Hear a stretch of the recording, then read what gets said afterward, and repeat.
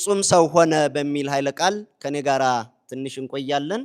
ፍጹም ሰው ሆነ በሉ እስቲ። በዚህ ኃይለ ቃል ላይ እንማማራለን ማለት ነው።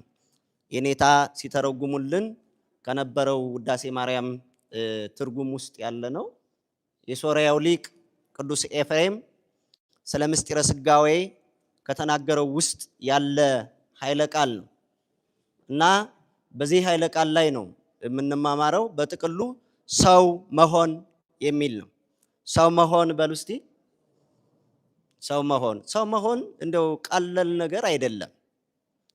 ሰው ሆኖ መገኘት በራሱ ታላቅነት ነው። አሁን ሰው መሆን ነው ያቃተን ይመስለኛል በዚህ ዘመን። ለኔና ለናንተ የተሳነን ያቃተን ያልተረዳነው ሰው መሆን ነው። ሰው መሆን እግዚአብሔርን ከልዕልና ጠርተዋለች። እግዚአብሔርን ከማይታይበት ከረቂቅ ዙፋኑ ወደ መታየት ወደ መዳሰስ አቅርባዋለች። ሰው መሆን የማይጨበጥ የማይዳሰስ እግዚአብሔር እንዲጨበጥ እንዲዳሰስ አድርገዋለች። ይህን ያክላል እንዲህ ነው ተብሎ የማይነገርለት እግዚአብሔር 3 ክንድ ከስንዝር ቁመት አለው ተብሎ እንዲነገርለት አድርገዋለች። ሰው መሆን ነው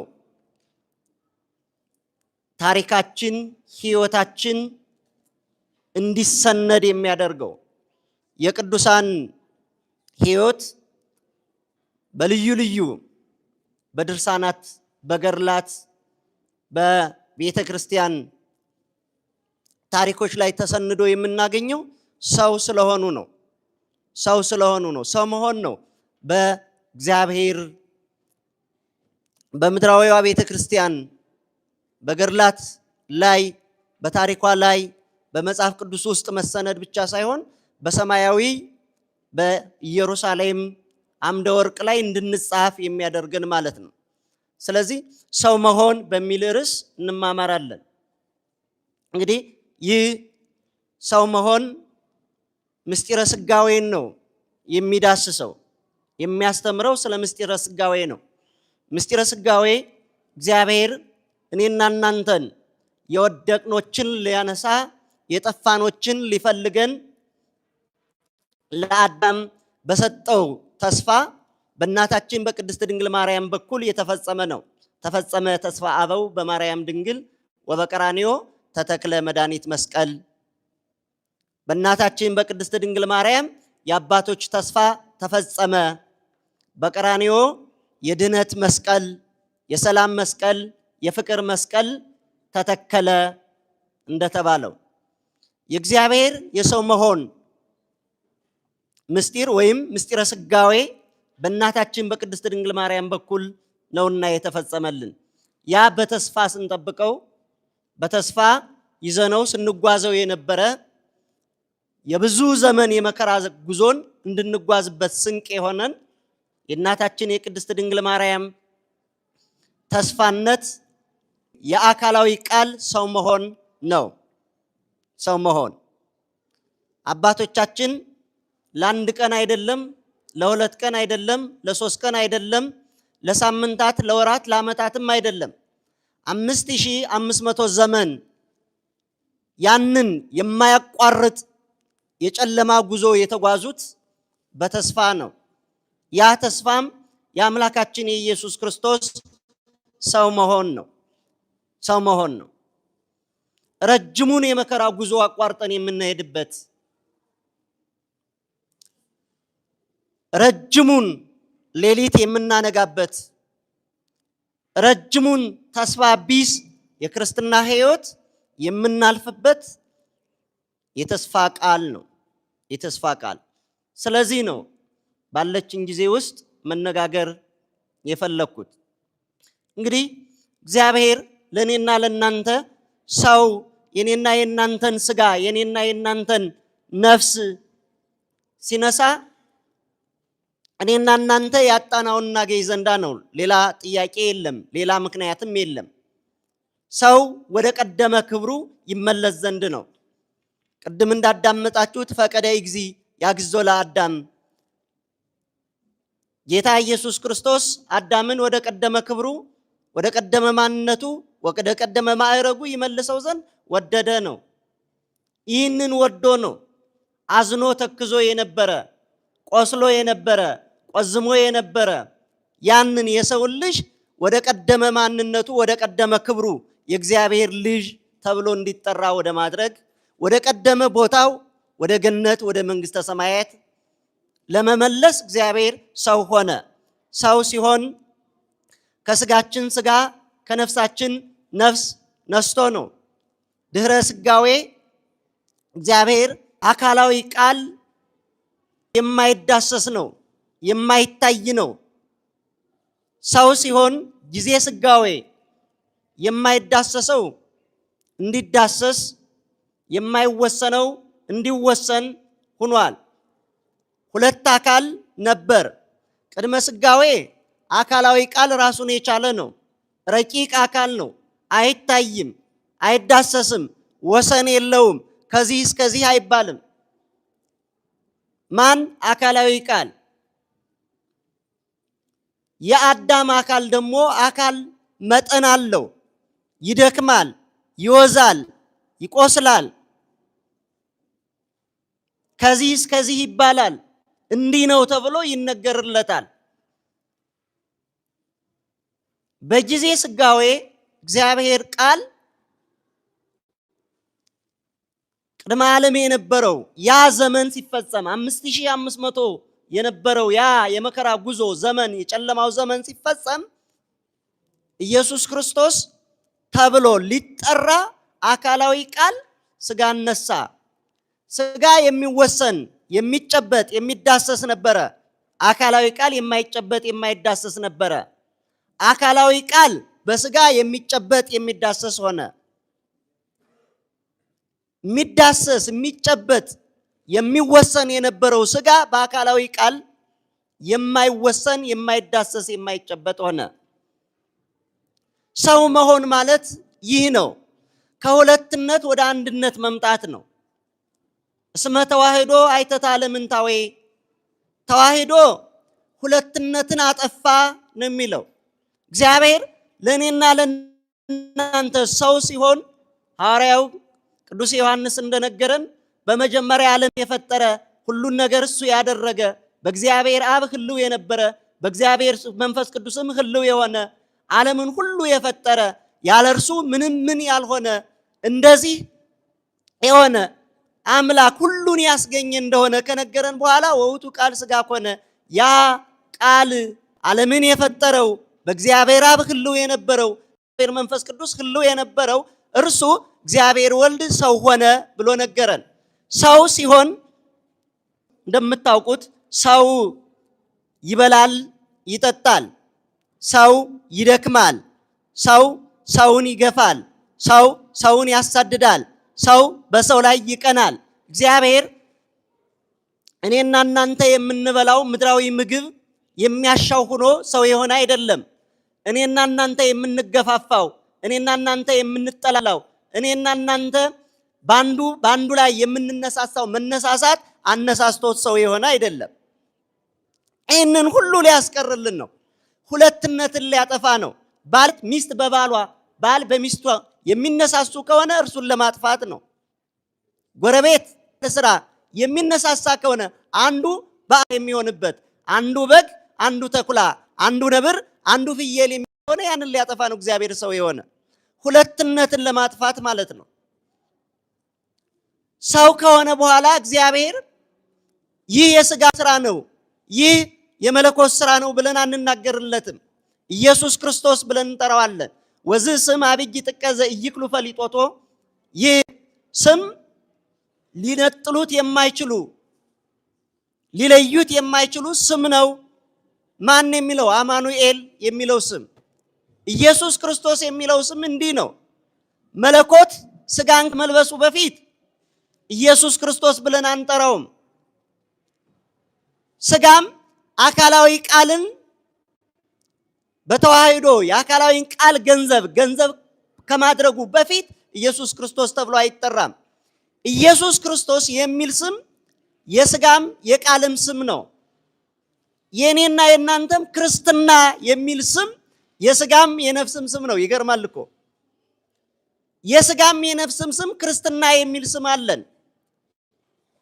ስጋዊ ማንነት ተነጥሎ ክርስትና ተብሎ የማይጠራበት፣ ነፍስ የብቻዋ ተነጥላ ክርስትና ተብሎ የማይጠራበት ጉዞ፣ ነፍስ ከስጋ ስጋ ከነፍስ ተለይተው የክርስትና ማዕከልም ሊኖሩት አይችሉም። ወደ እግዚአብሔር መንግስት ልንገባ አንችልም። ልክ መለኮትን ከትስፊት ትስፊትን ከመለኮት ቅድመ ስጋዌ ነጥለን እንደምንጠራው ከጊዜ ስጋዌ በኋላ እንደማንጠራው፣ ጥንት ላይ መለኮትን የብቻ እንጠራው ነበረ፣ ስጋንም የብቻው እንጠራው ነበረ። ከጊዜ ተዋህዶ ጀምሮ ግን መለኮትን የብቻ ስጋን የብቻ እንጠራም። ክርስትና ስም ተሰጥቶን ክርስቲያን ተብለን ከተጠራን በኋላ ስራችን የብቻ ስማችን የብቻ ሊሆን አይችልም። የክርስትና ማዕከሉ ዘውዱ ማንነቱ የሚነጣጠል አይደለም፣ አንድ ነው። ክርስቶስ ሰው ሲሆንልን የተወው ነገር አለ። ክርስቲያኖች ክርስትና ሳንተው ሁሉን ነገር ይዘን የምናገኘው ነገር አይደለም። ክርስቶስ ልዑል ነበረ፣ ትሁት ሆነ። ክርስቶስ አይበላም አይጠጣም ነበረ፣ የሚበላ የሚጠጣ ሆኖ ተከሰተ። አይደክምም ነበረ፣ የሚደክም ሆኖ ተከሰተ። መስቀል ላይ መዋል አይገባውም ነበረ፣ መስቀል ላይ የሚውል ሆኖ ተከሰተ። ማን? ክርስቶስ። ሰው መሆን ማለት ነው። ስለዚህ የሰው መሆን ትርጉሙ ምንድነው ካላችሁኝ፣ ያለን መተው ነው። ያለን መተው ነው። ተመልከቱ፣ ክርስቶስ ቅድም እንደነገርኳችሁ በመብላት በመጠጣት ብቻ የተከሰተ አይደለም። ብሉ ይጠጡ ይኔ ያለ። እስኪ ብሉ ይጠጡ ይበሉ። ይሰማል? ክርስቲያኖች ብሉ ይጠጡ ይበሉ እስቲ። ብሉ ይጠጡ። አባት ልጁን ሊወደው ይችላል። እናትም ልጇን ልትወዳት ትችላለች። የምትወደውን ምግብ የምትወደውን መጠጥ ለልጇ እናት ልታቀርብ ትችላለች። ወንድም ከሆነ ለልጇ የሚወደውን የሚያፈቅረውን ምግብ፣ መጠጥ፣ ልብስ ልትገዛ ትችላለች። አባትም እንዲሁ ሊያደርግ ይችላል። ራሱን ምግብ አድርጎ ግን የሚሰጥ ማንም የለም። ክርስቶስ ራሱን ምግብ ራሱን መጠጥ አድርጎ ነው የመጣ። ቢያንስ እንኳ ክርስቲያኖች የክርስትና ማዕከሉ ክርስቶስ ነውና የሚበላ ከአንደበታችን የሚወጣው ንግግር የሚበላ የሚጠጣ መሆን አለበት። ንግግራችን አለባብሳችንም የሚበላ የሚጠጣ መሆን አለበት። ለሌሎች ክርስቶስ ምግብና መብል መጠጥ ሆኖ ነው የቀረበው። ይህም ምግብ ሞትን የሚያቸንፍ ምግብ ነው። ኃይል የሚሆን ምግብ ነው። ኤልያስ ምግብ በልቶ ያንን ምግብ በመብላቱ አንድ ቀን የበላው ምግብ የ40 ቀን ጉዞ ይዞት እንደሄደው ያለ ምግብ እንኳ አይደለም።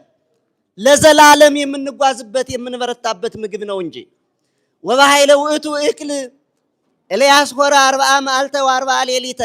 ኤልያስ አንድ ቀን በበላው ምግብ 40 ቀን 40 ሌሊት ተጓዘ ተብሎ እንደተነገረው ያለ ምግብም አይደለም።